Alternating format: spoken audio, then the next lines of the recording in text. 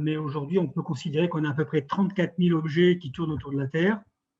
Sur ces 34 000, on connaît à peu près 23 000 relativement précisément, c'est-à-dire qu'on suit leur trajectoire. Comme on suit leur trajectoire, on peut éventuellement propager les orbites et voir s'il y a une probabilité de collision, c'est-à-dire s'il y a deux objets qui risquent de se rentrer dedans. Et donc, il y a le 18e escadron aux États-Unis qui publie les risques, ça s'appelle les conjunction assessments, qui sont donc des probabilités de collision. Et donc, ces probabilités de collision, il y en a des milliers par jour, qui sont en fait donc des seuils plus ou moins importants. Et après, il faut faire un tri par rapport à ça pour essayer de voir s'il va effectivement y avoir des collisions. Et s'il y a des collisions, on fait des manœuvres. Alors, les manœuvres, c'est moins souvent que le risque, hein, puisque une fois que les modèles ont été affinés, on s'aperçoit que finalement, on va passer à quelques kilomètres, et donc il n'y a pas besoin de faire de manœuvre. Mais c'est très, très, très souvent que ça arrive.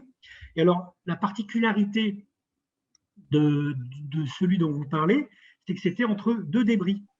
Le problème entre deux débris, c'est que on n'a pas la possibilité d'intervenir.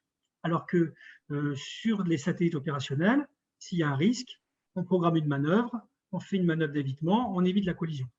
Malheureusement, aujourd'hui, entre deux débris, on ne peut que regarder. D'accord. Lisa, il y avait eu un autre épisode où il y avait un très gros satellite européen qui était en passe de rencontrer un satellite de la constellation Starlink, si je me souviens bien. Oui, Vous pouvez me rappeler comment ça s'est passé? Parce que je crois qu'il y a eu quelques difficultés. oui, il y a eu Alors ça, quelques, c'est Aeolus, hein, je pense que Louisa… ouais, exact.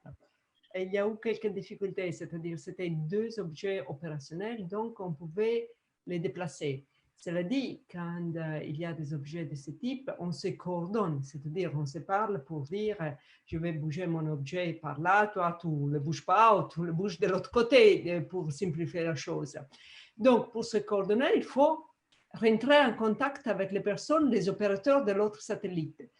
Et même si on est dans ce moment virtuel autre, on n'a pas véritablement une liste, un annuaire prête. Donc, qu'est-ce qu'ils ont fait, les gens de l'ESA? Ils sont allés sur Internet pour chercher, eh bien, qui je peux contacter sur Starlink. Et sur Internet, ce qu'on trouve dans les pages, c'est souvent des pages commerciales. Si vous voulez faire du business avec nous, ben, écrivez ici. Donc, ils ont commencé à écrire et personne ne leur a répondu.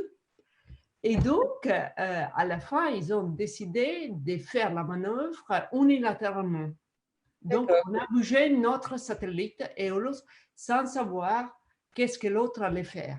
Depuis là, Starlink est rentré en contact. Elle a dit, écoutez, excusez-nous, on s'est trompé, il y avait personne qui était disponible. Je ne me rappelle plus non plus si c'était pendant les week-ends, quelque chose comme ça, ou partiellement pendant les week-ends, quelque chose comme ça s'est passé. Et donc, la prochaine fois, les contacts, ce serait cette personne. Et pour nous, quand on parle ESA, CNES ou ESA, autre agence, on a l'habitude, on se connaît et on est très rapide à rentrer en contact. Avec tous les commerciaux, il faudra bien mettre en place un bon annuaire partagé et à lequel on pourra faire référence.